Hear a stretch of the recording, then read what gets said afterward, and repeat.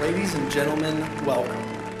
Today is my distinct pleasure to introduce a man who is recognized. The battle of evolution is only one skirmish in a much larger war. Science simply makes no use of the hypothesis of God. Ask yourself, what has intelligent design given us? Nothing. We cannot accept intelligent design as an alternative scientific theory. They will never accept that we have a better argument. They just pester us and they waste our time.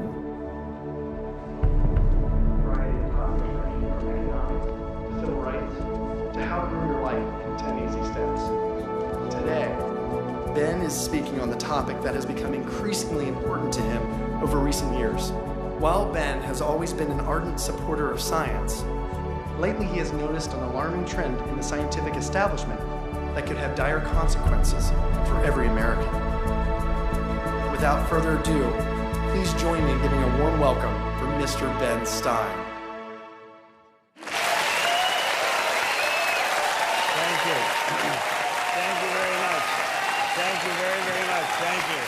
Thank you very much, everybody. Thank you very much, gangsters. Thank you very, very much. Freedom is the essence of America. We're talking about freedom of speech, freedom of assembly, freedom from fear, freedom of religion.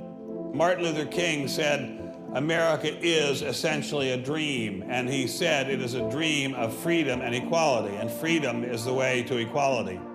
And America simply would not be America without freedom.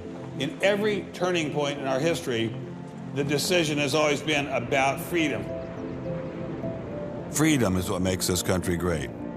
Freedom has allowed us to create, to explore, to overcome every challenge we have faced as a nation.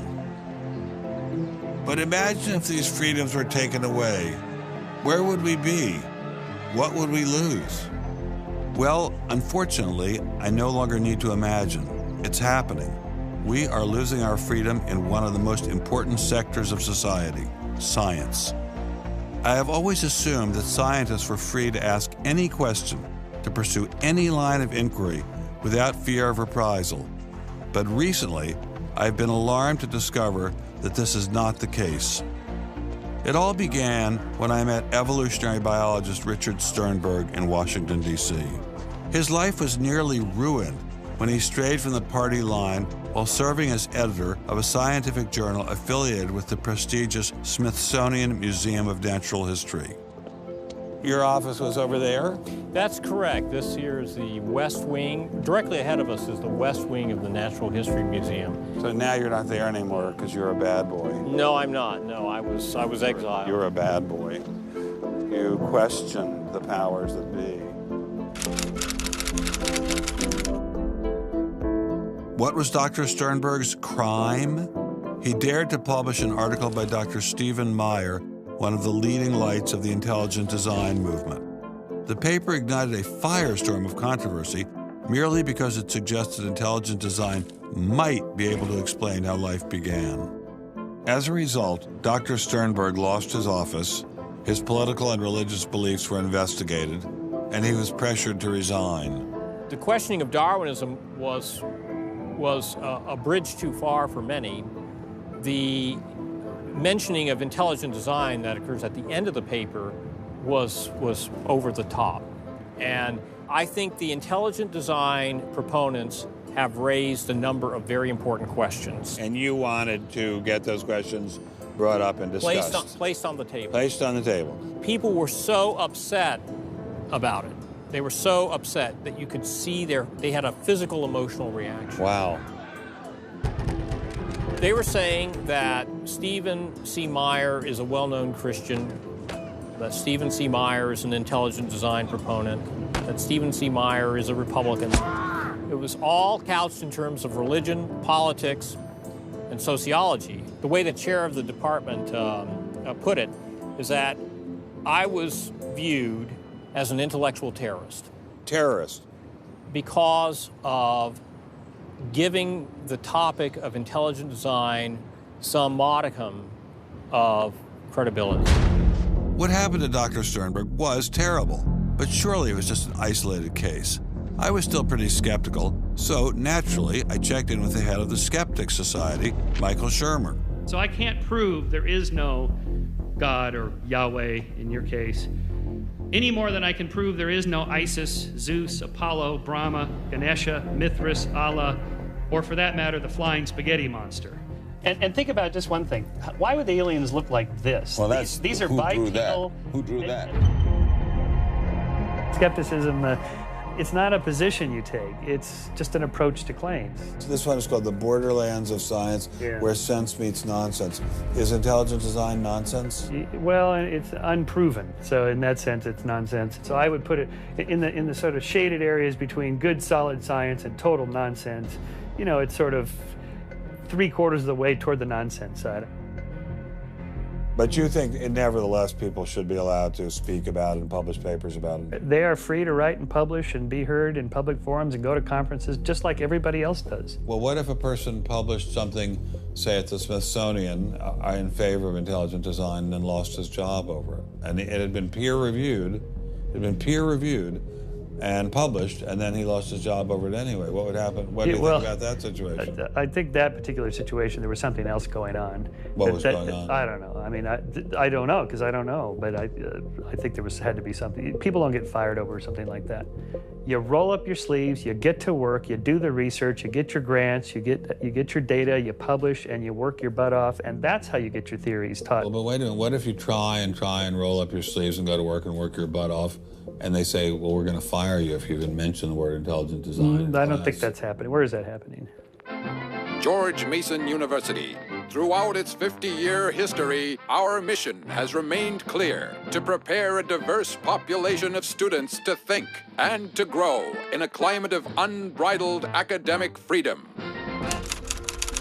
After Dr. Caroline Crocker simply mentioned intelligent design in her cell biology class at George Mason University, her promising academic career came to an abrupt end.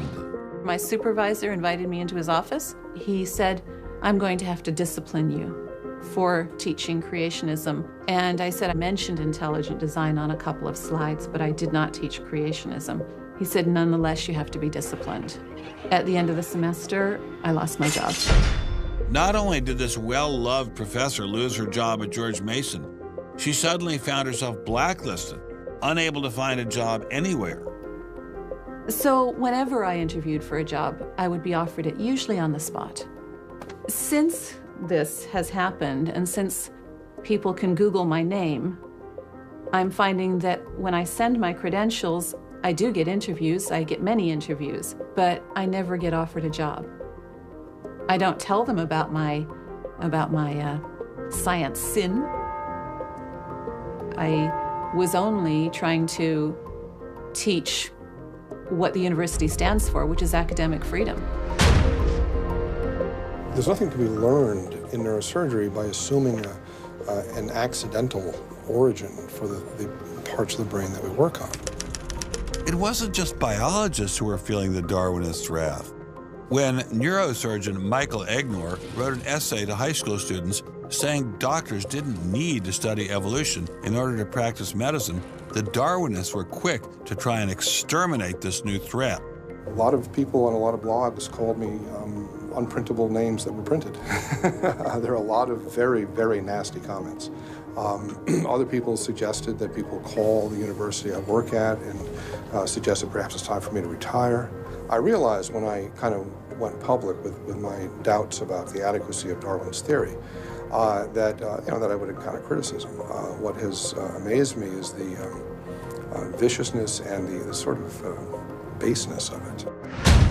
I'm an old guy, I have tenure, I'm academically safe, but the young people and what is happening to them in America right now because of this scientism gulag is really terrible. Apparently, Professor Marks was not as safe as he thought. A few months after this interview, Baylor University shut down his research website and forced him to return grant money once they discovered a link between his work and intelligent design. In order to attract grants, you have to market yourself. So you put up sites and call yourself labs and groups and things like that in order to get visibility.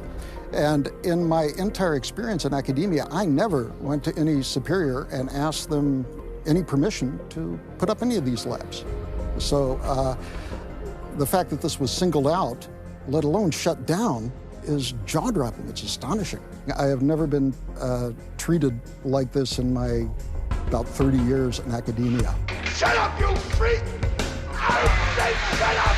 It's a madhouse! If you peel back the onion, I think that there is no doubt that the center of this is my work in what some would call intelligent design. People really get emotional about this. Whenever you say intelligent design in a room of academics, them's fighting words. Creationists. Astronomer Guillermo Gonzalez found himself in a fierce shootout with Iowa State University following the publication of his book, arguing that the universe is intelligently designed.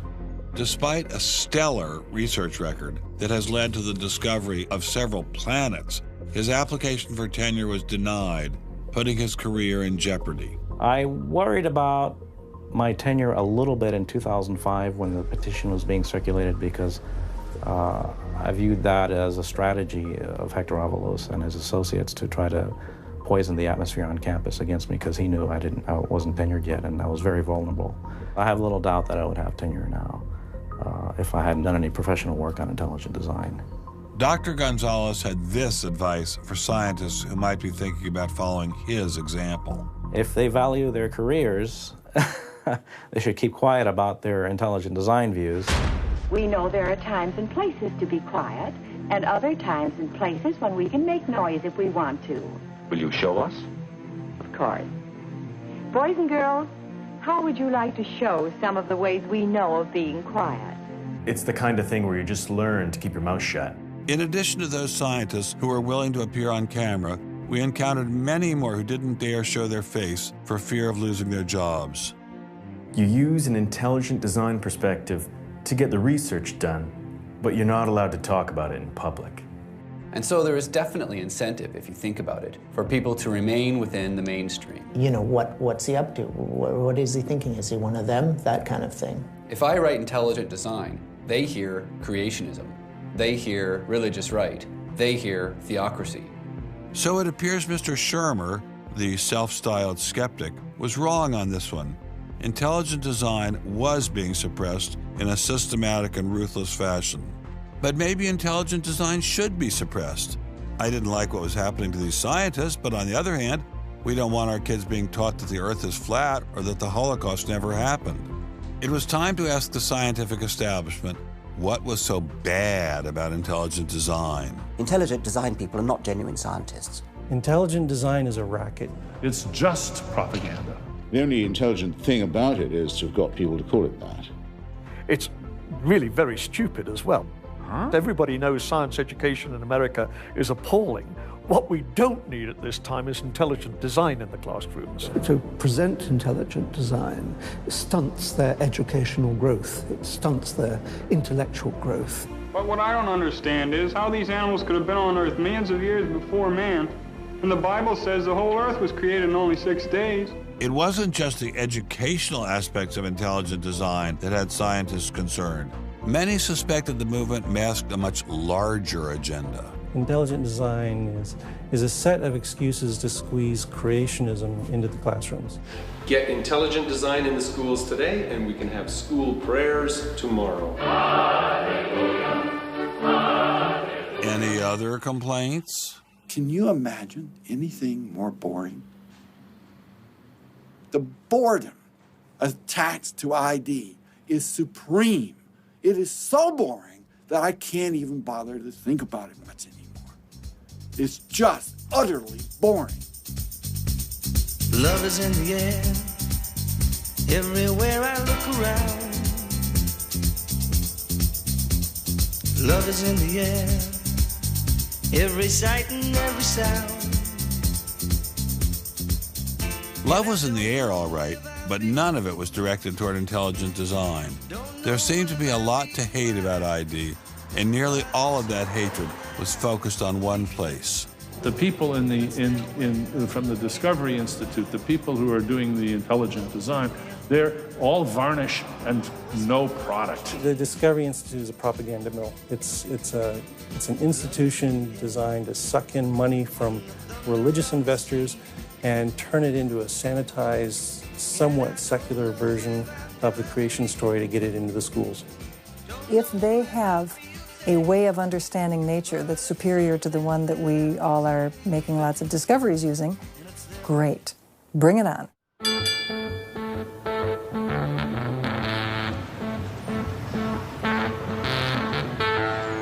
We are really, really lost. I think it's on 3rd. I think it's on 3rd. I think it's down there. I have no idea where this place is.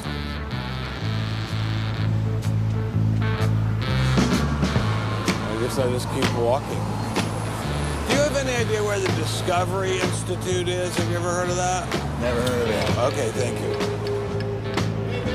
How are you, sir? I'm good. Yourself? Good. Do you have any idea where the Discovery Institute is? Discovery Institute, not a clue. Discovery Institute. Thank you. It's very kind of you to offer. Welcome to Seattle. Thank you, sir. It's got to be this whole building. Yes, where is the Discovery Institute, please? Discovery Institute on the 8th floor, suite 808. Okay, very good.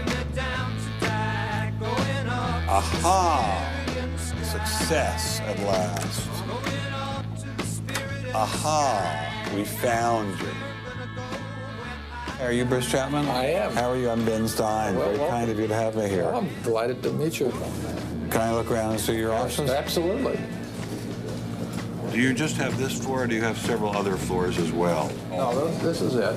This is it? You've made an awful lot of trouble for being in such a small office. I thought it was going to be like the Pentagon. We're like the little boy that said the emperor has no clothes. And he didn't have a big organization either. When you go around and raise funds, your people are not saying to you, by the way, we're going to get all these scientists out of the classroom and put Christ back in the classroom. Well, I don't know that Christ has ever been in the science classroom. This is not a religious argument. This is something that people, we have fellows who are Jewish or agnostic or various other things. There are people, there are Muslim scientists. There are people of all kinds of backgrounds who agree that Darwin's theory has failed. And so why would you bring religion into it? You don't need religion. This is a red herring, Ben. People who don't have an argument are reduced to throwing sand in your eyes. Well, if the Discovery Institute could get its wish about this subject, what would your wish be? Well, on this subject, as on others, we'd like people to be able to have a robust dialogue and even a debate where the evidence, the best evidence, but in this case, the best scientific evidence is made available to people. Well, surely no one questions there should be a debate. Oh, yes, they do. They do? They say the debate has been settled.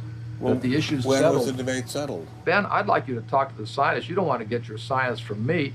Mr. Chapman claimed ID had nothing to do with religion. So why was my first stop Biola University, formerly known as the Bible Institute of Los Angeles? Your own personal Jesus. Someone to hear your prayers, someone who cares. Footnote in the history of science, the Your inference that own Stonehenge was caused by intelligence. personal Jesus. Are remarkably stable in terms of all the knowledge. Someone to hear your prayers, someone who's there.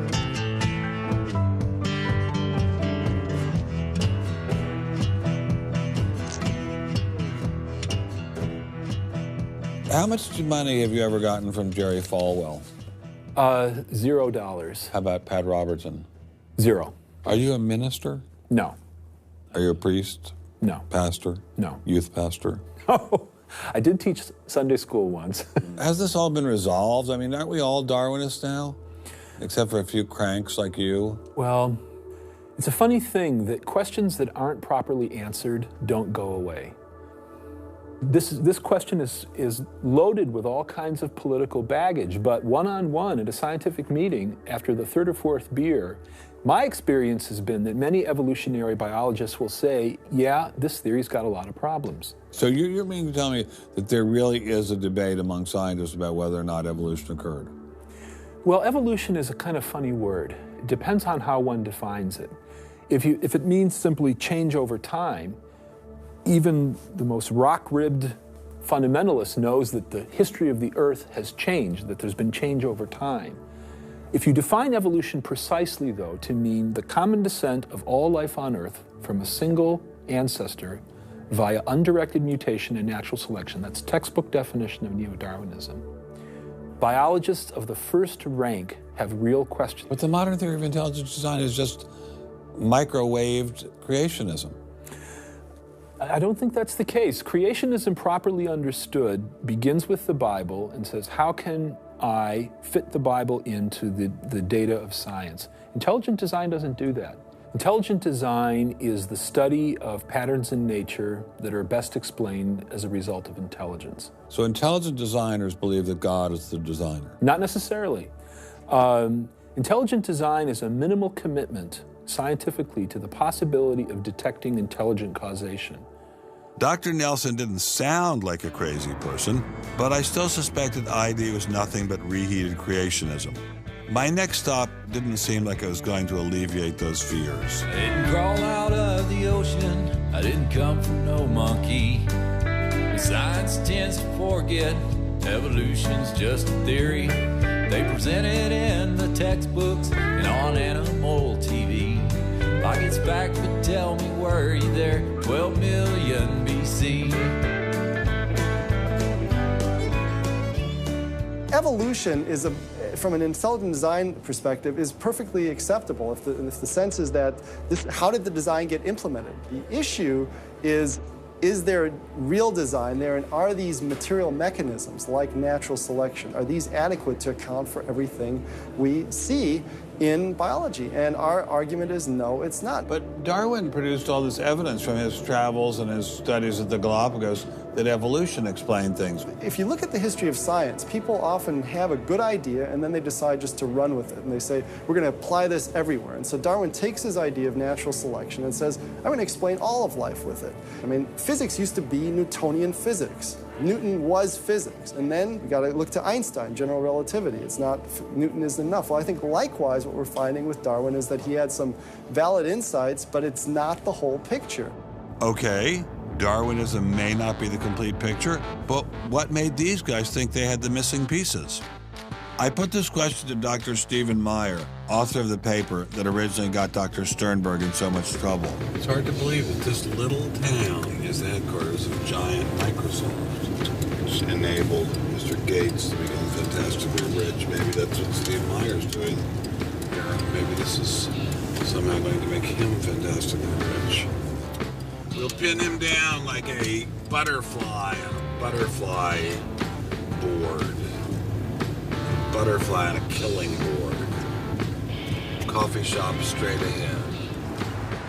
Newton is buried in the geniuses corner at Westminster Abbey, right? That's correct, yeah. Darwin is also buried in Westminster Abbey. Right, and so is Darwin. Right near each other, right? And you're here in Redmond in a little building without a sign, right? And you're obviously an incredibly smart guy, but how dare you challenge someone who's buried in the geniuses corner next to Newton at Westminster Abbey? Well, it may seem a little cheeky, but it's what scientists are supposed to do.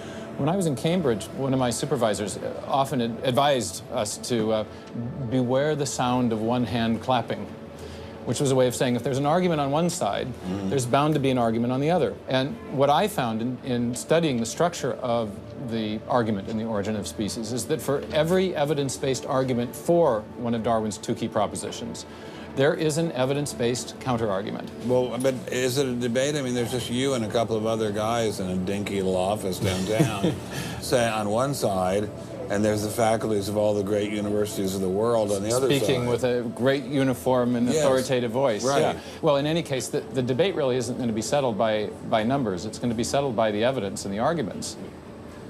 While I was still in Bill Gates country, Dr. Meyer recommended I check in with molecular biologist Jonathan Wells.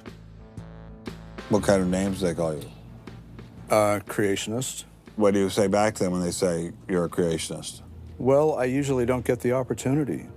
What's at stake for you personally here? First of all, I love science. I think the way Darwinism corrupts the evidence, distorts the evidence, is bad for science. Well, the other scientists would tell you to just shut up if you love science, okay? Because you're sort of being a bomb thrower into science. I am upsetting the apple cart, and I think it deserves to be upset in this case. Why? Because the evidence is being distorted to prop up a theory that I think doesn't fit it. Was Darwinism really that bad? Perhaps a change of scenery would give me a fresh perspective. Quand je t'ai vu au coin de la rue, tout est vide, j'ai cru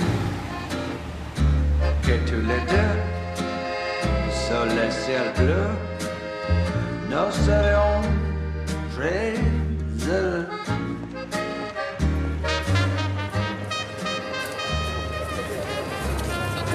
Mr. Berlinski, I assume? Mr. Stein. How are you, sir? So where are you from originally? I was born in New York. Yes. Spent 31 years in Manhattan. Yes. And I spent a lot of time in California, too. And tell me all the various universities where you studied or taught. No, I was at Princeton, then I had a professorship at Stanford, and then I left Stanford, and I taught at Rutgers. I left Rutgers, and I taught at the City College in New York. I left the City College of New York. I taught at the Baruch College. I taught at San Jose. What did you teach at Baruch College? Anything they wanted. Come on in. Thank you, monsieur. What an old building. Wow. It's the oldest in Paris. You're kidding. Merci, monsieur. Ah, je vous en prie, monsieur. Merci. Wow, this is fabulous. Let's put it this way. Before you can ask, is Darwinian theory correct or not, you have to ask the preliminary question, is it clear enough so that it could be correct? That's a very different question. One of my prevailing doctrines about Darwinian theory is, man, that thing is just a mess. It's like looking into a room full of smoke. Nothing in the theory is precisely, clearly, carefully defined or delineated. It lacks all of the rigor one expects from mathematical physics, and mathematical physics lacks all of the rigor one expects from mathematics. So we're talking about a gradual descent down the level of intelligibility until we reach evolutionary biology. We don't even know what a species is, for heaven's sakes. So his theory is smoke, but elegant smoke. There's a certain elegance to it, but you know, I think Einstein had the appropriate remark. He preferred to leave elegance to his tailor. A room full of smoke? That certainly wasn't what I was hearing from prominent Darwinists like Richard Dawkins. Evolution is a fact. It's a fact which is established as securely as essentially any other fact that we have in science. Richard Dawkins is so confident that evolution is a fact and that therefore God doesn't exist, that he has devoted his entire life to spreading the evolution gospel. I'm an atheist with respect to the Judeo-Christian God because there is not a shred of evidence in favor of the Judeo-Christian God. It is completely right to say that since the evidence for evolution is so absolutely, totally overwhelming, nobody who looks at it could possibly doubt that if they were sane and not stupid. So the only remaining possibility is that they're ignorant, and most people who don't believe in evolution are indeed ignorant. But the people I spoke with weren't ignorant. They were highly credentialed scientists. So there had to be something else going on here. So you think the whole theory of evolution is false, or just certain parts of it? Well, again, evolution is a slippery word. I would say minor changes within species happen. But Darwin didn't write a book called How Existing Species Change Over Time. He wrote a book called The Origin of Species. He purported to show how this same process leads to new species, in fact, every species. And the evidence for that grand claim is, in my opinion, almost totally lacking. How does Darwin or Darwinism say life began? Well, he didn't know, and in fact, nobody knows. So Darwinism, strictly defined, starts after the origin of life and deals only with living things. Well, how can there be a theory about life without a theory about how life began? Well, a grand overarching evolutionary story, of course, does include the origin of life, but Darwin's theory doesn't begin until you have the first cell. Well, does someone have a theory about how life began?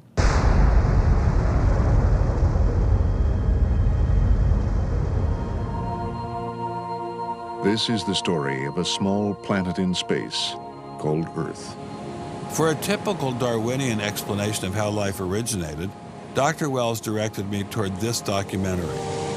The chemical elements essential for life, hydrogen, oxygen, carbon, and nitrogen, were now in place. What was needed was a way of combining them. Perhaps the energy came from lightning. Whatever it was. Excuse me? Whatever it was, energy managed to arrange these chemical ingredients in just the right way. Whatever it was? I was hoping for something a little more scientific. The most popular idea has been that life emerged spontaneously from primordial soup. In 1953, Stanley Miller mixed water, methane, ammonia, and hydrogen to simulate the early Earth's atmosphere.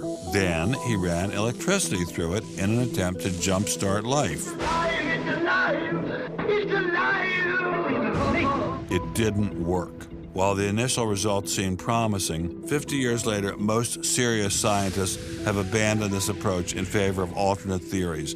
Prominent Darwinist Michael Roos attempted to explain one of them to me. He wasn't kidding. How did we get from an inorganic world to the world of the cell? Well, one popular theory is that it might have started off on the backs of crystals. My crystal ball. Molecules piggybacked on the back of crystals forming, and that this led to more and more complex. But of course, the nice thing about crystals is every now and then you get mistakes, mutations, and that this opens the way for natural selection. But at one point there was not a living thing, and then there was a living thing. How did that happen? Well, that's just I've just told you. And I don't see any reason why you shouldn't go from very simple to more and more complex to more and more complex. I don't either, but I don't know how you get from mud to a living cell. That's my question. Yes, well, I've told you. I think it was on the back of crystals. On the backs of crystals. On the backs of crystals is at least one hypothesis, yes. So that's your theory, and you think that is more likely and less far-fetched than intelligent design? I think it is. I wouldn't put Ben Stein's money on Dr. Roos's joyriding crystals, but it did make me wonder, what were the chances of life arising on its own? It's been speculated that probably there would have to be a minimum of about 250 proteins to provide a minimal life function. If that's really true, then I think it's almost inconceivable that life could have happened in some simple step-by-step way. Okay, so the simplest form of life requires at least 250 proteins to function. What's so difficult about that? Welcome to the Casino of Life. Who wants to spin for a chance to win? Oh, sure. I'll give it a shot. What do I win? Take a look at this. Huh? How about the world's first single-cell organism? This perfectly aligned string of proteins could be yours. Now, take a spin.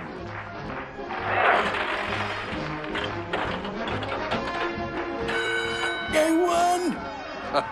Tina, tell him how many times he needs to do that to win the prize.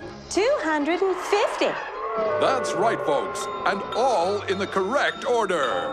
But that's impossible. We've heard that before, haven't we, Richard? Come on, Mother Nature, do your thing. You stupid machine! I hate you!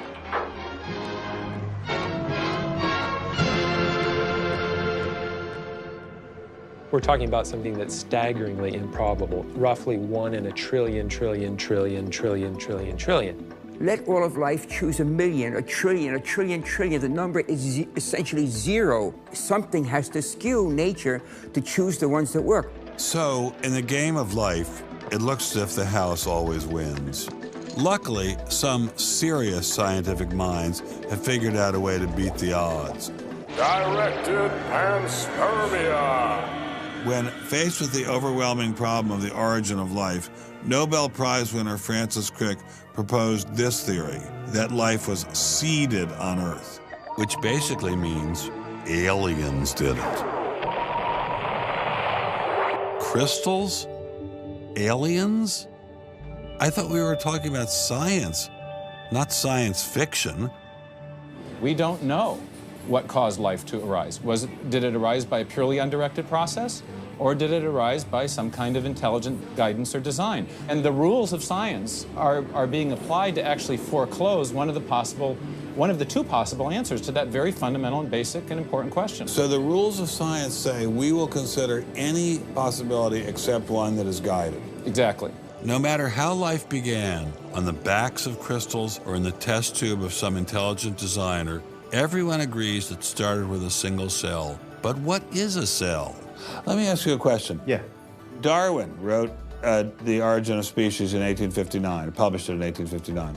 He had an idea of the cell as being quite simple, correct?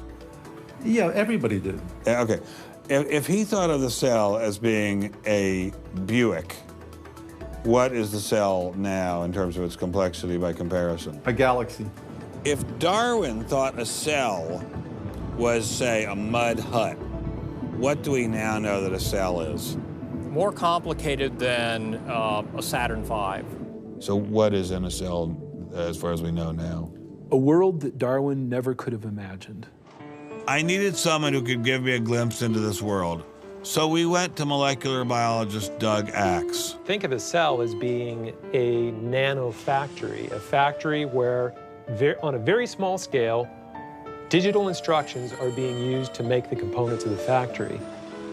Here we have the famous DNA double helix. You can see the two helical strands that are intertwined and wind around each other on the outside of the molecule. This is the material that stores all of our genetic information. In higher life forms, this will be the equivalent of something like a gigabyte of information stored in the molecules that form the individual chromosomes, all packed within the nucleus, which is a tiny fraction of the entire cell size. So what does DNA do? Well, the information in DNA ends up providing the information for sequencing the amino acids to make protein. We have information in a one-dimensional form that provides the information for a three-dimensional form.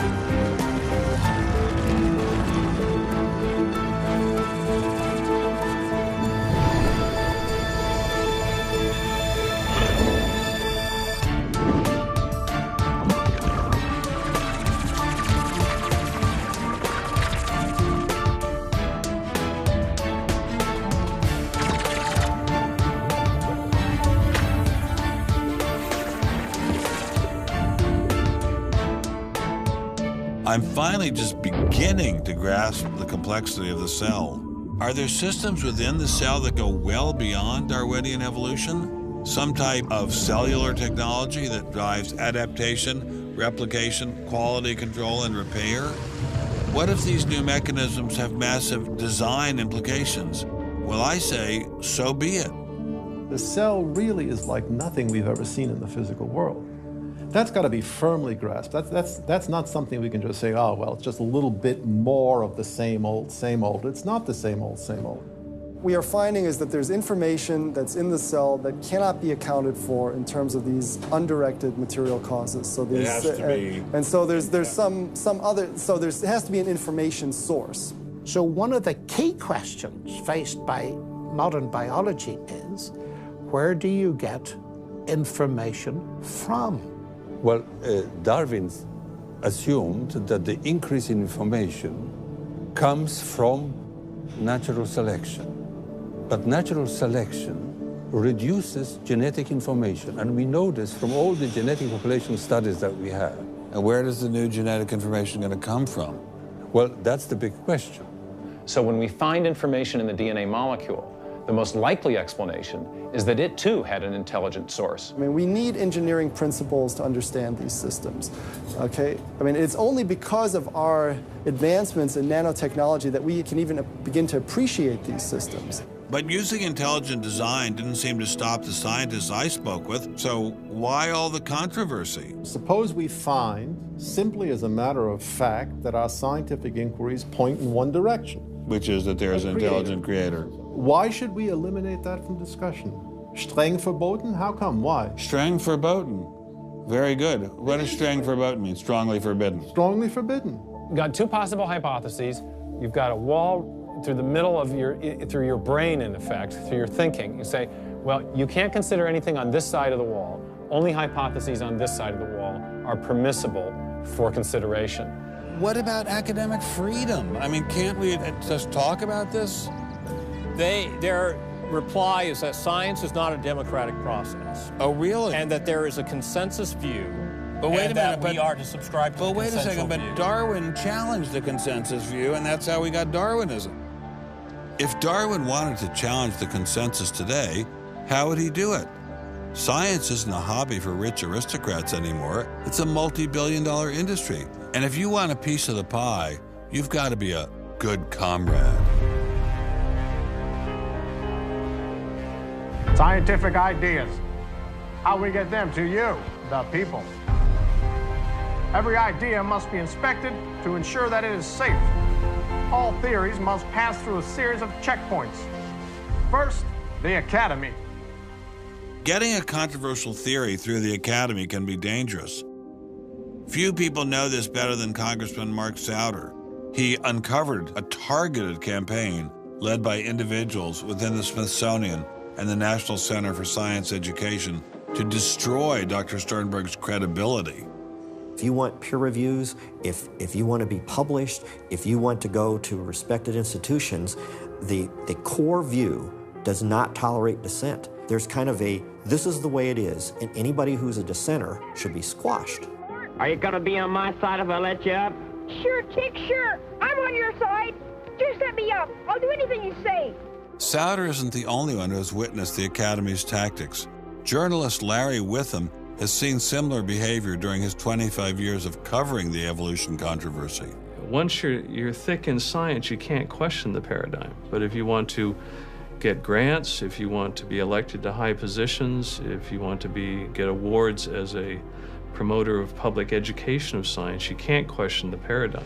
People cannot be trusted to form their own opinions. This business about open-mindedness is nonsense. Why is the scientific establishment so afraid of free speech?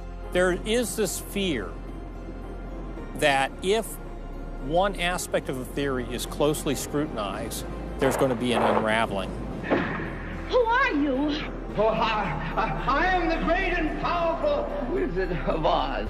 I interviewed dozens and dozens of scientists, and when they're amongst each other or talking to a journalist who they trust, they'll speak about You know, it's incredibly complex, or molecular biology is in a crisis. But publicly, they can't say that. Keeping a keen eye on the Academy, our various watchdog organizations. Listen to Eugenie Scott of the National Center for Science Education. The NCSE has been at the heart of virtually every evolution controversy over the past 25 years, vigorously defending the Darwinian gospel. We have had a lot of business, unfortunately, at NCSE in the last few years, because virtually every state in which science education standards has come up for consideration has had a big fight about the coverage of evolution in them. NCSE was started by a group of scientists and teachers who were very concerned because in the late 70s and early 80s there were a lot of attempts to pass equal time for creation science and evolution laws. And clearly this is something that neither scientists nor teachers liked. It wasn't exactly help the creationists are coming, but it's, you know, kind of along those lines. Most scientists just throw up their hands and say, creationists, they drive me crazy, you know, you handle it. We've worked a lot with science education organizations. The most important group we work with is members of the faith community, because the best kept secret in this controversy is that Catholics and mainstream Protestants are okay on evolution. Are you sure about that, Eugenie? Liberal Christians have been fighting with conservative Christians for so long that they'll side with anybody against the fundamentalists. And Eugenie Scott says, well, welcome over. There's a kind of science defense lobby, or an evolution defense lobby in particular.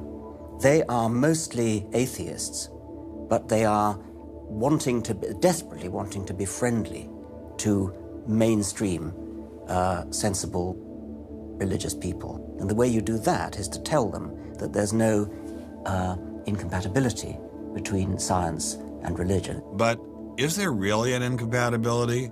Can't we believe in God and Darwin? Implicit in most evolutionary theory is that either there's no God or God can't have any role in it. So naturally, as many evolutionists will say, it's the strongest engine for atheism.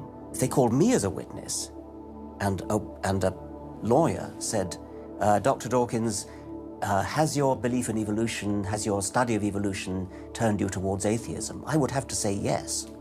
And that's the worst possible thing I could say for winning that court case. So people like me are bad news for the science lobby, the evolution lobby. By the way, I'm being a hell of a lot more frank and honest in this interview than many people in this field would be. Working hard to keep ideas in check are our friends in the media. Morning, paper. Paper, mister? The tendency of the media is to side with the establishment because they inherently agree with the establishment. Eugenie Scott, my understanding is that there is not a single peer-reviewed article out there that supports intelligent design. Am I wrong? You are not wrong. You are correct. I believe that we get coverage, but we always get coverage like we're the outsider, not like it's an even debate. But instead of merely reporting news, he analyzes it, often expressing his personal opinions. We constantly deal with reporters who refuse even to report the correct definition of intelligent design. They, over and over again, talk about life is so complex, God must have done it. Just admit it, it's religion. Very simple. You just can't, it's religion. It's a wanton distortion of our position. So you'd ask. I've got a hot story here. You can look at Associated Press stories, and the same sentence will appear in those stories for 10 years. Intelligent design says that life is too complex. It's called a boilerplate. And the reporter never reports anymore or gets any new ways to say it, so the public understanding never advances. But what happens if a reporter decides to take a more balanced approach to intelligent design? There might be remarkable pressure on that reporter not to side against the evolutionists. I thought I told you to kill that story. Few reporters have learned this better than author and journalist Pamela Winnick. When she refused to take sides in an article she wrote about intelligent design, the Darwinists found a new favorite target. Number one, I wasn't Christian, I was Jewish. Number two, I wasn't religious. Number three, I was not taking a position in favor of creationism. I was writing about intelligent design, and it didn't matter After I wrote that one piece, everything I wrote on the subject was scrutinized. There were hate letters coming into the newspaper. If you give any credence to it whatsoever, which means just writing about it, you are just finished as a journalist.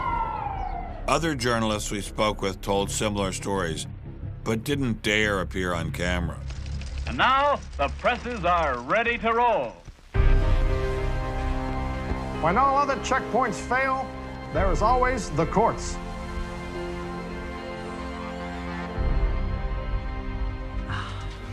We have spent an enormous amount of time trying to prove to the court what everybody already knows, that intelligent design is a particular religious belief. But I thought scientific questions were settled by the evidence, not by taking people to court and suing them. How do other countries deal with such disputes? Dr. Marcy Giertuk, a population geneticist who now represents Poland in the European Parliament, was able to shed some light on this topic. The censorship of teaching criticism of evolution is and always was much stronger in, say, in your country, in the United States, than it ever was in Poland. Why? Why would the censorship? That is because you have a political correctness in your country. These issues are brought to court, and the court says what you can and what you cannot teach. We want to know what you teach, what books you use, how you teach it. We never had that sort of way of deciding scientific issues in Poland. We never had the courts involved. So you are saying that as far as the teaching of science is concerned, Poland is freer academically than the United States? I think in this particular issue of evolution, I think this is true. But how effective are the courts in deciding such matters? What about the general idea that intelligent design is doomed as a result of several recent legal setbacks? I think court cases don't decide anything. I mean, if you look at the Scopes trial, who won that trial? It wasn't the evolutionists. I mean, it was the Tennessee law was upheld, barring evolution.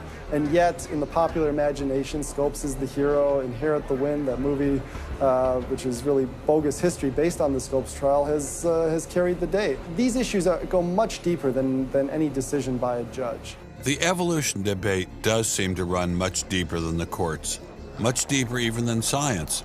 To generate this level of hostility, ID must threaten something at the very core of the Darwinian establishment. The entire globe is today the site of a momentous conflict. It is the challenge of ideas.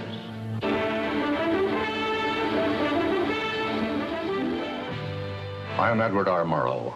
For a little while, I would like to review with you the great conflict of our times, one which demands and must get the attention and the involvement of each one of us. This conflict over the principles of evolution has become a religious war. It really is no longer about scientific investigation. It is total competition with an antagonist who is putting into it everything within his capability. The situation has reached a point where many of evolution's top apologists have switched from defending Darwinism to attacking religion in what they see as a bid to stamp out intelligent design at the source. Richard Dawkins is the best example of this.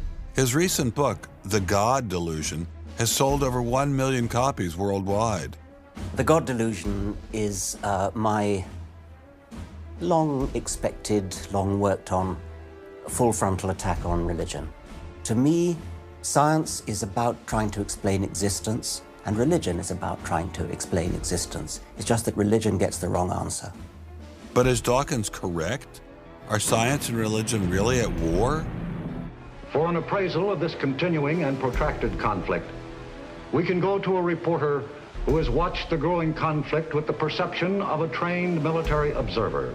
Oxford professor Alistair McGrath, author of The Dawkins Delusion, seemed like the ideal person to answer my question. Richard Dawkins has a charming and very, I think, interesting view of the relationship between science and religion. They're at war with each other, and in the end, one's got to win, and it's going to be science. It's a very naive view. It's based on a complete historical misrepresentation of the way science and religion have interacted. Dawkins seems to think that a scientific description is an anti-religious argument. Describing how something happens scientifically somehow explains it away. It doesn't. But the questions of purpose, intentionality, the question why, still remain there on the table. And I think it was just a catastrophic mistake to have someone like Dawkins address himself to profound issues of theology, the existence of God, the nature of life. He hasn't committed himself to disciplined study in any relevant area of inquiry. He's a crummy philosopher. He doesn't have the rudimentary skills to meticulously assess his own arguments. Genius guy, though. Very smart guy. A little bit of a reptile, but a very smart guy. The opposing point of view in this conflict rests on a fundamentally different vision of man. If you have two distinguished scientists, and in fact you can range many more on each side, as you know, saying exactly opposite things, that's telling me that the conflict is not between science and belief in God. Otherwise, you'd expect all scientists to be atheists. But it's a worldview conflict. It's between scientists who have different worldviews. You've got two competing explanations of the evidence. One says design, one says undirected processes. Both of them have larger philosophical or religious or anti-religious implications. So you can't say that one of those two theories is scientific and the other is unscientific simply because they have implications. Both have implications. People who tell you, for example, that science tells you all you need to know about the world, or that science tells you that religion is all wrong, or science tells you there is no God, those people aren't telling you scientific things. They are saying metaphysical things, and they have to defend their positions for metaphysical reasons. What is being presented to the public is, first comes the science, and then comes the worldview. I would want to argue that that may not be the case, that it may actually be the other way around, that the worldview comes first and is influencing the interpretation of science. My deep regret is some people are so deeply entrenched in their own worldviews that they will simply not countenance alternatives. I'm actually a person of the left. And not even a particularly religious person. I think of myself as a kind of humanist. And I think it's sending a very bad message to religious people who are interested in science, that in some sense, in order to do science credibly, they have to leave their religious beliefs at the door.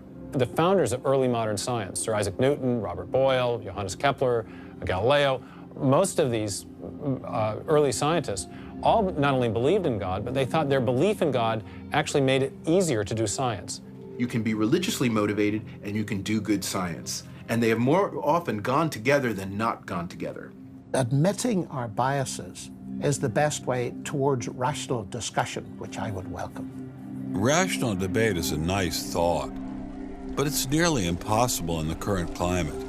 I'd seen the chilling effect that this unquestioning devotion to Darwinism has had on science, but were there other consequences?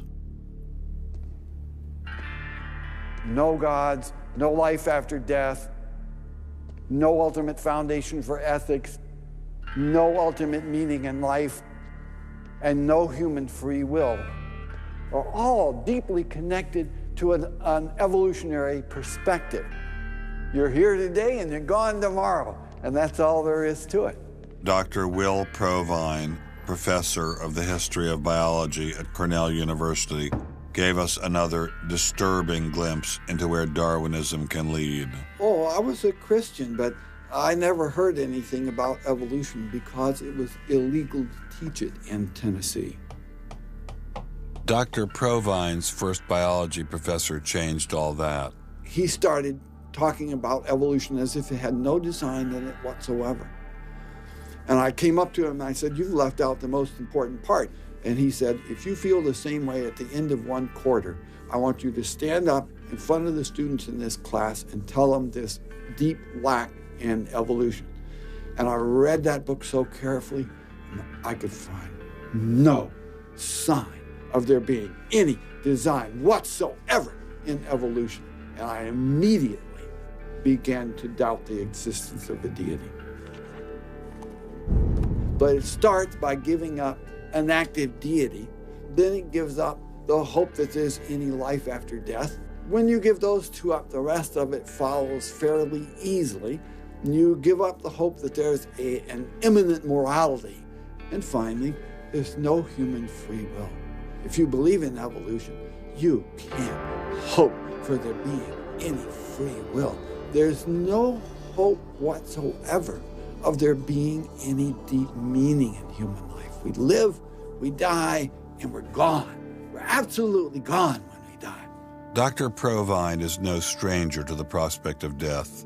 Nearly a decade ago, he was diagnosed with a large brain tumor. Let's suppose my tumor comes back, as it almost certainly will. Well, I'm not going to sit around like my older brother did last year, and he was dying of ALS, Lou Gehrig's disease. He wanted desperately to die, but we couldn't help him die. I don't want to die like that. I'm going to shoot myself in the head long before then. I'm going to do something different. I hope these are empty words for my friend, Dr. Provine, because shortly after this interview was recorded, he learned his brain tumor had returned. I don't feel one bit bad about holding the views that I do. There's not anything in the views I hold that makes me, oh, I wish I had free will, or, oh, I wish there were a God. I don't ever wish that. Dr. Provine's deconversion story was typical amongst the Darwinists we interviewed. Biologist P.Z. Myers, who runs the pro-Darwin, anti-religion blog Pharyngula, says science eroded his faith as well. I never hated religion. I found religion quite comfortable, and I liked the people in it. What led to the atheism was learning more about science, learning more about the natural world, and seeing these horrible conflicts with religion. And it was then, when I discovered evolution, when I discovered Darwinism, that I realized there's this magnificently elegant, stunningly elegant explanation, which I didn't quite understand to begin with. When I did understand it, then that finally killed off my remaining religious faith. After hearing these stories, I was not surprised to discover that most evolutionary biologists share Professor Dawkins' views. It appears Darwinism does lead to atheism, despite what Eugenie Scott would have us believe. And if you separate out the ethical message from religion, what have you got left? You got a bunch of fairy tales, right? I think that God is about as unlikely as fairies, angels, hobgoblins, etc. Religion, I mean, it's just fantasy, basically. It's completely empty of any explanatory content. And it's evil as well. Half the people in this country think that drugs is what you have to regulate to make us safer, and half the people think guns, that's what you got to regulate to make us safer. But I always think if you're going to regulate one thing that has the most potential to cause death and destruction, religion. You got to start with religion, and Religion is an idea that gives some people comfort, and we don't want to take it away from them. It's like knitting. People like to knit. You know, we're not going to take their knitting needles away. We're not going to take away their churches. But what we have to do is get it to a place where religion is treated at the level it should be treated. That is something fun that people get together and do on the weekend and really doesn't affect their life as much as it has been so far. So, what would the world look like if Dr. Myers got his wish? Greater science literacy, which is going to lead to the erosion of religion. And then we'll get this nice positive feedback mechanism going, where as religion slowly fades away, we get more and more science to replace it. And that will displace more and more religion, which will allow more and more science in. And we'll eventually get to that point where religion has taken that appropriate place as a side dish rather than the main course. But will eradicating religion really lead to a modern utopia? Let me try to imagine that. And let's let history be our guide.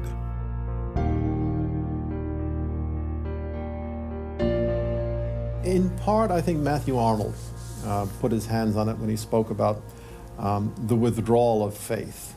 There is a connection between a society that has at least a minimal commitment to certain kinds of transcendental values and what human beings permit themselves to do one to the other. That got me thinking, what other societies have used Darwinism to trump all other authorities, including religion? As a Jew, My mind leapt to one regime in particular. The connection between Hitler and Darwin is, of course, historically a difficult connection because they were separated by a good many years. One was English, one was German. Nonetheless, if you open Mein Kampf and read it, especially if you can read it in German, the correspondence between Darwinian ideas and Nazi ideas just leaps from the page. Of course, you have to add every historical caution. Not everyone who read Darwin became a Nazi. Obviously not. No one is making that case. Darwinism is not a sufficient condition for a phenomenon like Nazism, but I think it's certainly a necessary one. This was a connection I had to explore personally.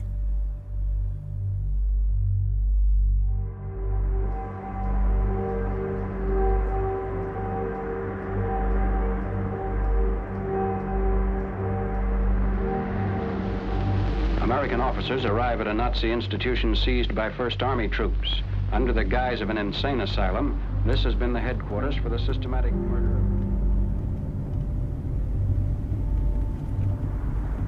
So what is this place? During Second World War, 15,000 people were killed here. Why were they killed? They were killed because they were people with handicaps. Why kill them? What's the point of killing them? People who were not able to work, people who were not able to live by themselves, that they were useless eaters.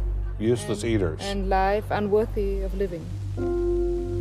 This idea grew up in the 20s. So long before National Socialism, biologists, anthropologists, they thought that maybe mankind could, or the government could interfere into the growth of the population. I see. And they had the utopia that they would have a society without illness and without handicap. Alles Lebensschwache geht in der Natur unfehlbar zugrunde. Wir Menschen haben gegen dieses Gesetz der natürlichen Auslese in den letzten Jahrzehnten furchtbar gesündigt. Wir haben unwertes Leben nicht nur erhalten, wir haben ihm auch Vermehrung gewährt. Die Nachkommen dieser Kranken sahen so aus, die tiefer stehen als jedes Tier. So this was a Darwinian concept? Yes. And also a Malthusian concept, very much Malthusian.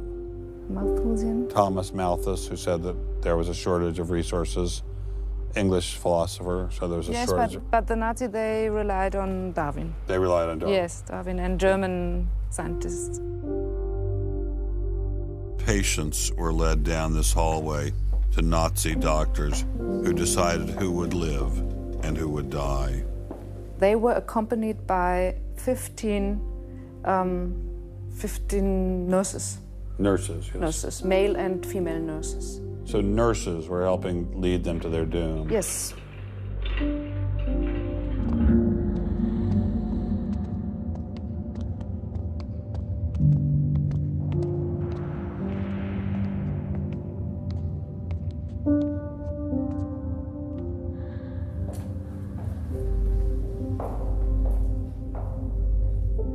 So were the prisoners told they were taking a shower? Yes, they were taking a shower, and here was 1 or 2 showers. So how many people were brought into this room? 60 to 70.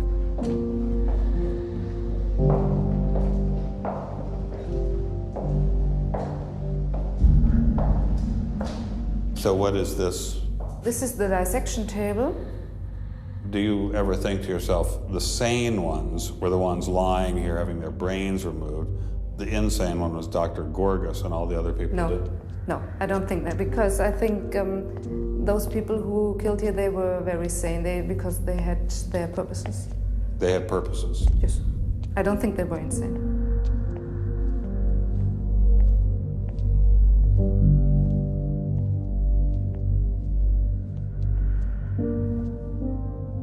They had 2 crematory ovens. I see. And they killed about 70 people. A day? So a day, so they had... That's barely enough time. And they only killed from Monday to Friday.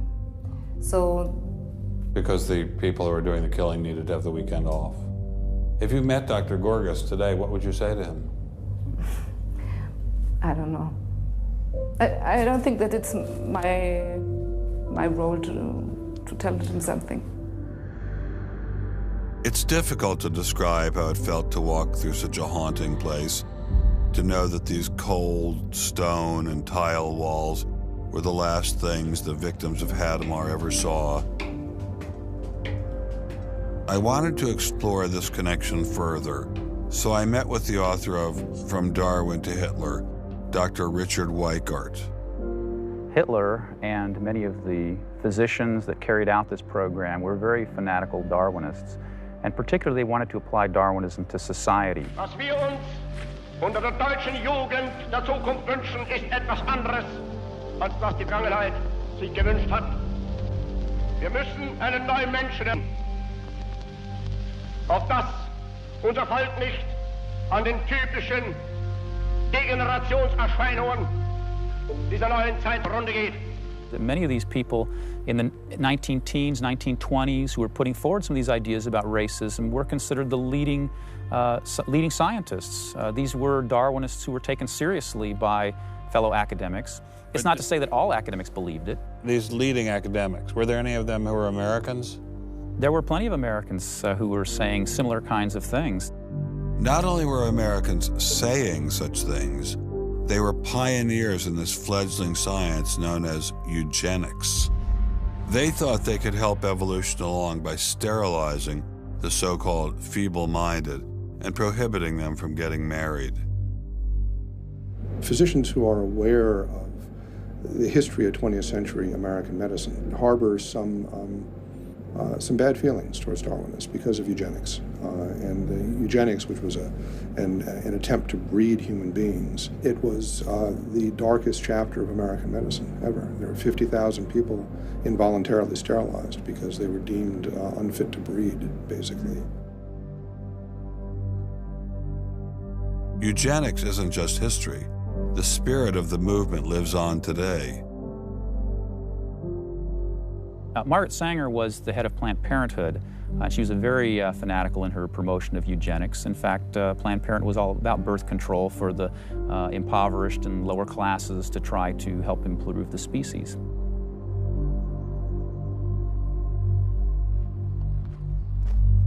From Hadamar, I traveled with Dr. Weikart to Dachau, where the Nazis applied the ideas of eugenics on a massive mechanistic scale.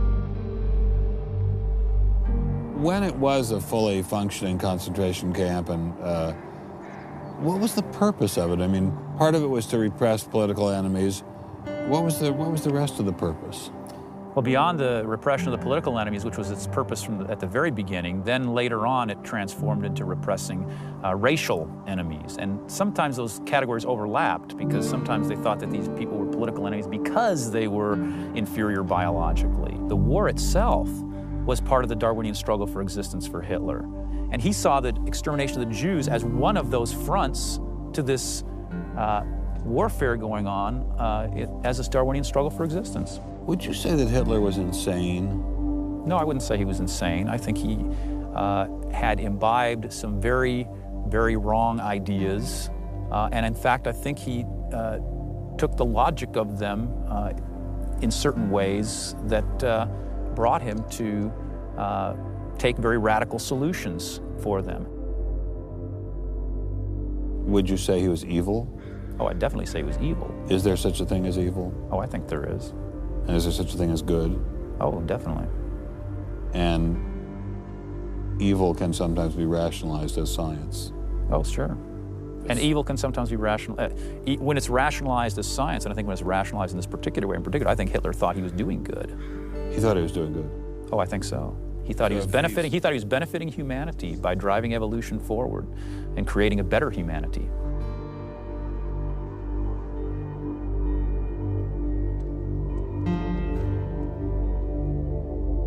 Before leaving Dachau, I stopped by the memorial commemorating the thousands of Jews who were killed there in excruciating conditions.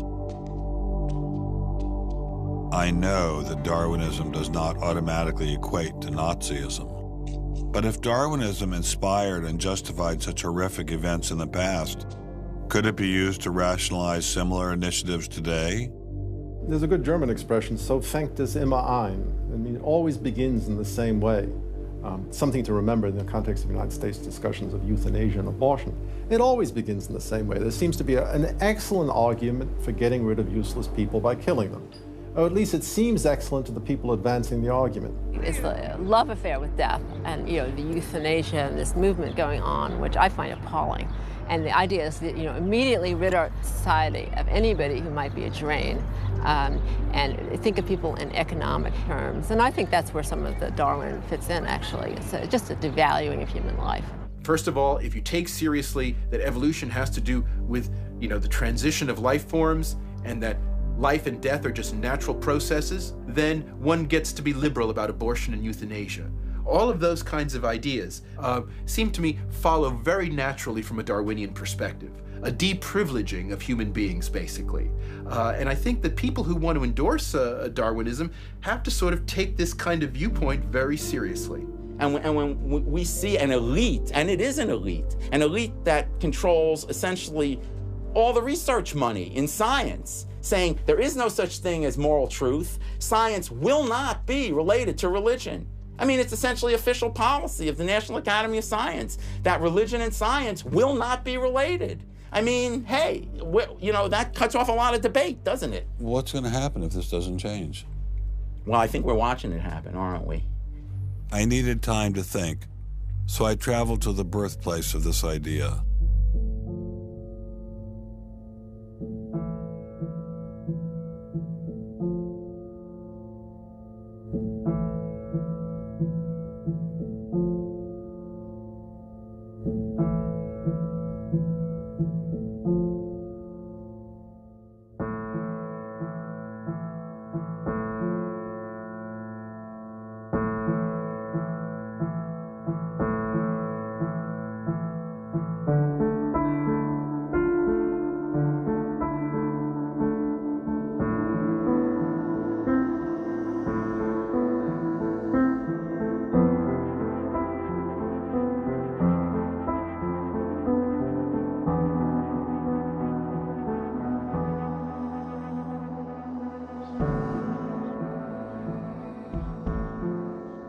With savages, the weak in body or mind are soon eliminated.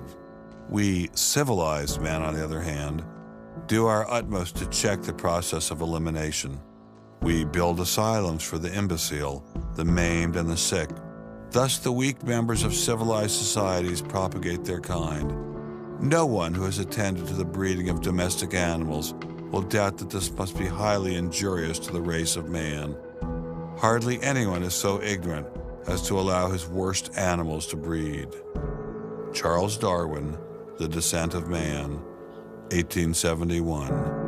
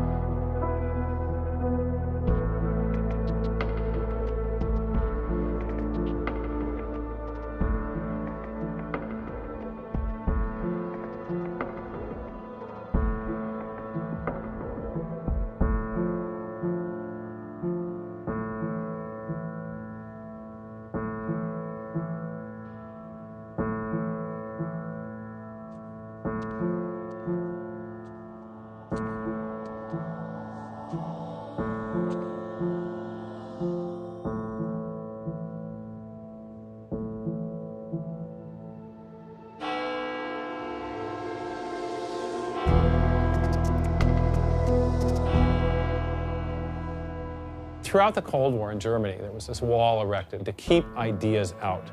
It was erected by people who held an ideology that were afraid of a competition from other ideas that would come into their society. And what we're seeing happening in science today is very much like that. But I think that's just a strategy for protecting a failing ideology from competition. America didn't become the great nation that it is by suppressing ideas. It progressed by allowing freedom of speech and freedom of inquiry.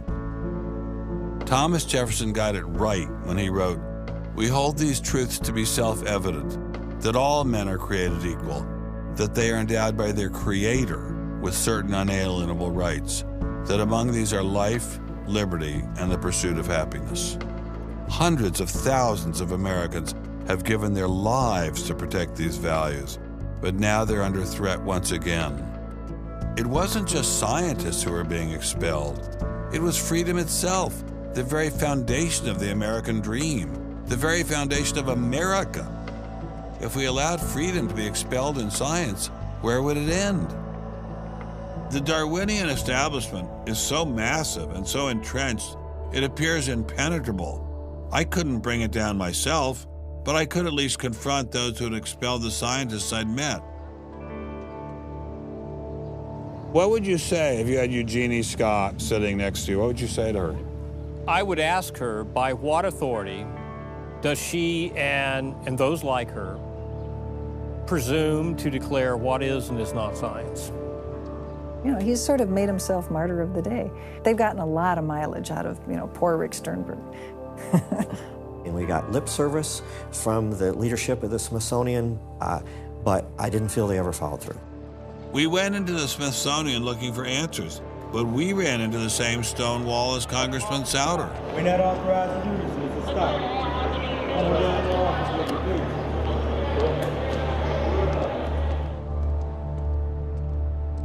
He said, nonetheless, you have to be disciplined, and I lost my job. We did get an interview with a spokesman from George Mason, but it was impossible to knock him off his script. Her contract was not renewed. It was simply not renewing her contract, which she's satisfied.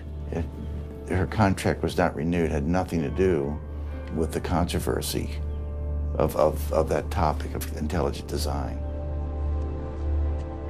I have never been treated like this in my about 30 years in academia.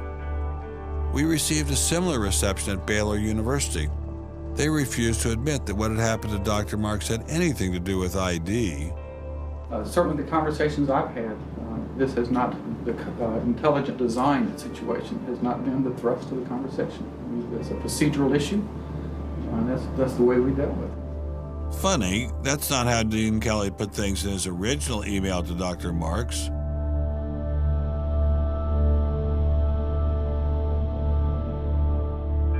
I'm not mixing my religion with my science. The questions that I ask in my intelligent design research are perfectly legitimate scientific questions.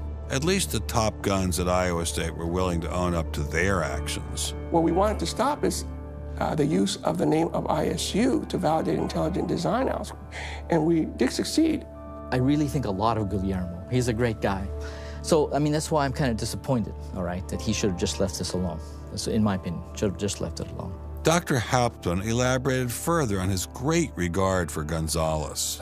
This is quoting an email from you to Mr. Avalos. You say, "Sometimes it is just best to ignore idiots," in reference to Guillermo.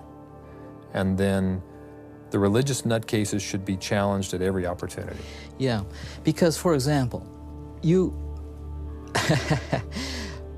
in that case, I'm thinking more of, say, the creationist crowd who claims that God put all the animals on an ark and that's it, all right? That's where all of our animals came from today. That's crazy, okay? You shouldn't be insulting even children with that kind of thing. So these are the idiots, all right? They've always been around. They've always been around. Going after the perpetrators in each of these cases wasn't getting me anywhere. So I reconnected with Dr. Berlinski and Dr. Schroeder to see if they had any advice.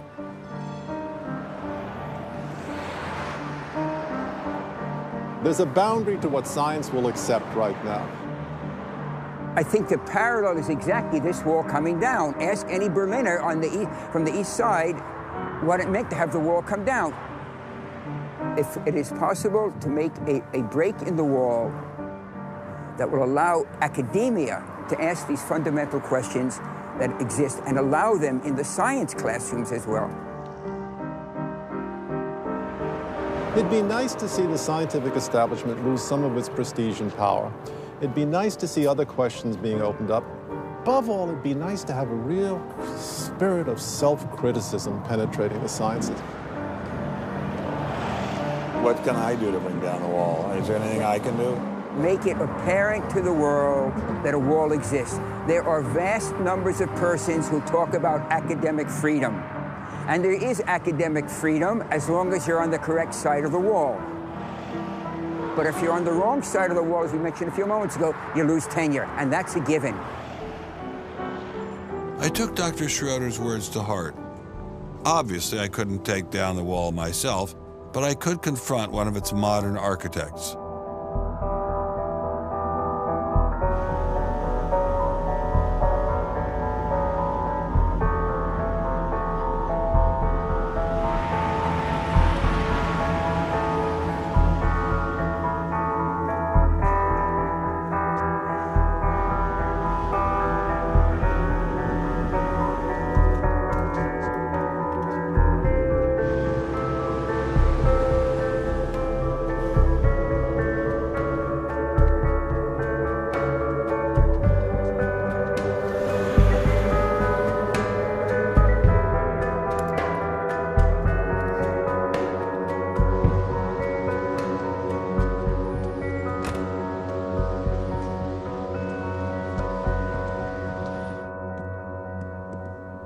Hello, Professor Dawkins. How are you?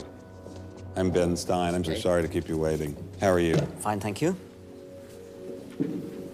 You have written that God is a psychotic delinquent invented by mad, deluded people. No, I didn't say quite that. I said something rather better than that. Oh, well, please tell us what you said. Please tell us what you said. Well, I would have to read it from the book. No, please.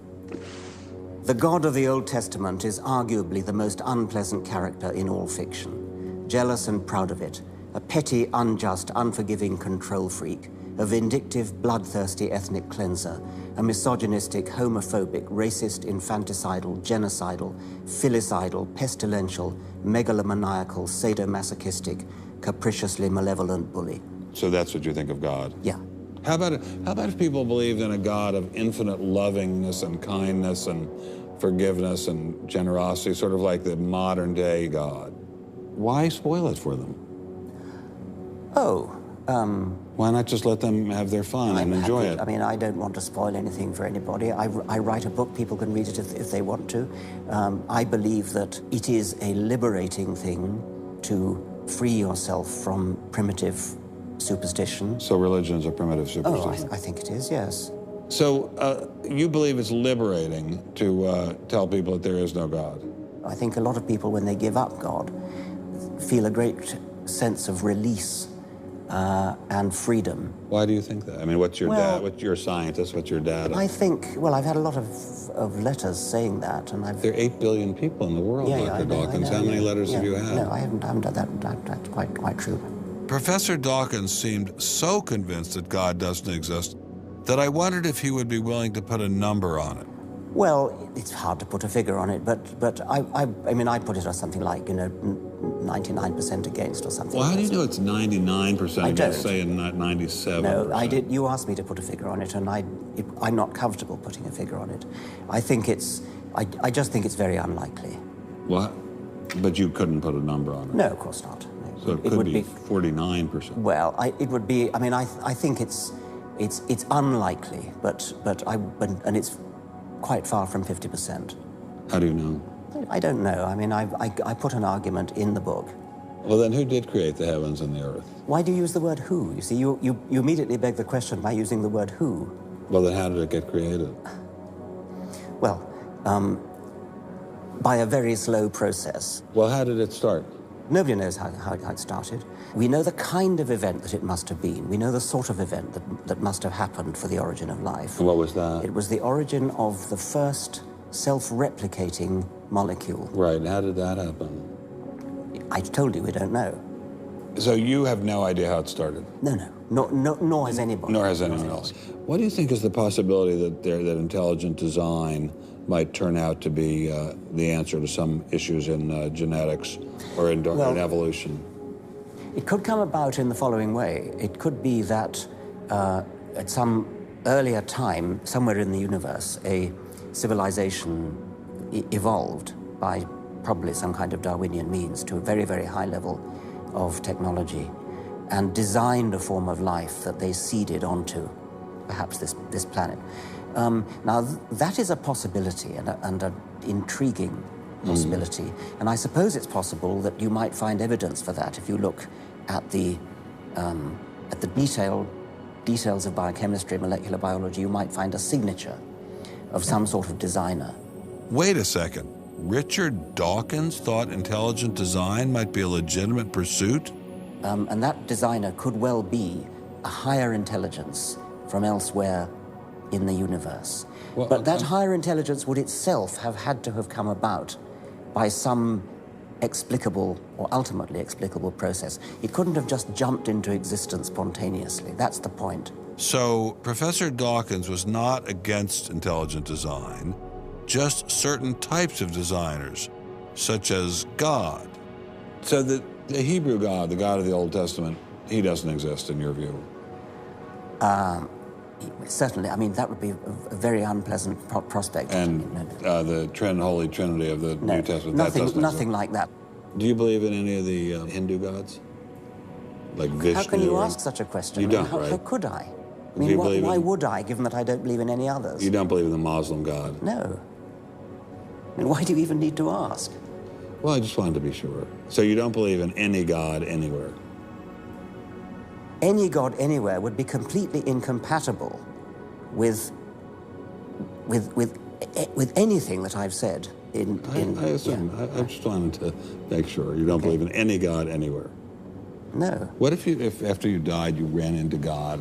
He said, "What have you been doing, Richard? I mean, what have you been doing? I've been trying to be nice to you. I gave you a multi-million-dollar paycheck over and over again with your book, and look what you did." Bertrand Russell had that point put to him, and he said something like, "Sir, why did you take such pains to hide yourself?" But if the intelligent design people are right, God isn't hidden. We may even be able to encounter God through science, if we have the freedom to go there. What could be more intriguing than that?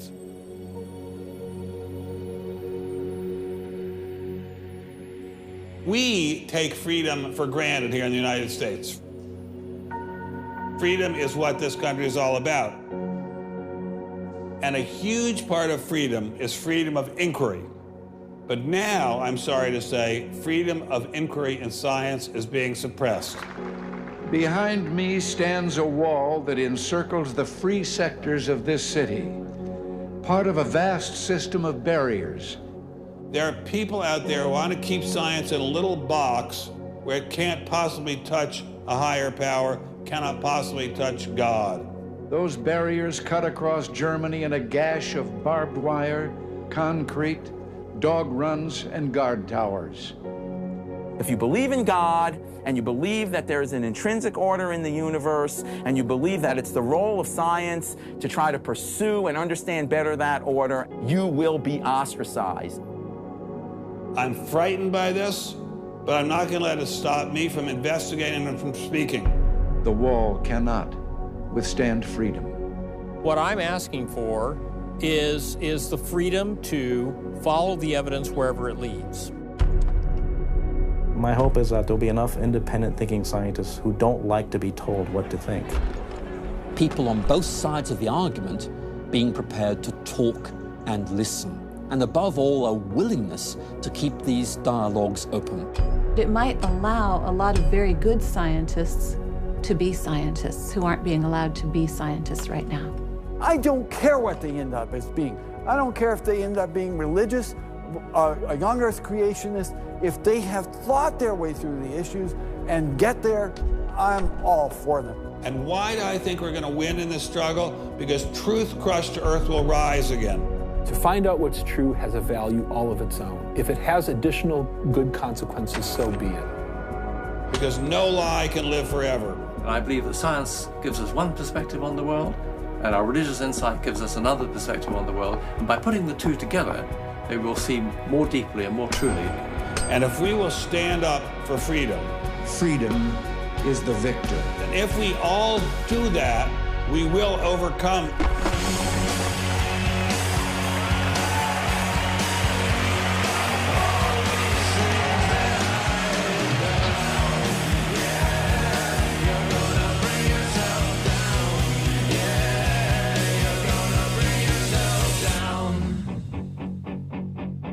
I've taken a first step by speaking out on this issue. But if the wall is to come down, we all have to do our part. Some of you will pay a heavy price for speaking out. You may even lose your job. I guarantee you'll get hate email. But if you don't get involved, will anyone be left to carry on this struggle? Anyone? Anyone?